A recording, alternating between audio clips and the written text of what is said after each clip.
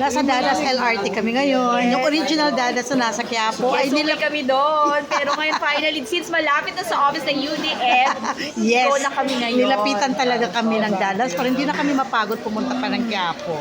O, di ba? Sarap. Ang last kain ko nito was 80. Ay, So ngayon 90 na siya. tagal. Hindi. 85. Talagang may dagdag sila kasi nasa LRT sila eh. Mahal yung upa dito eh. Kaya, yan. Kain. 90. Mm. Sa famous.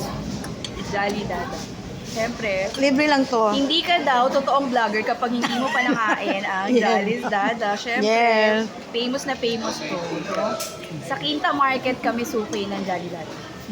O diba, nalibre ako ng lunch. Libre ang lunch ko. O, chinika mo pa. Well, kain na muna kami ha. And bye-bye.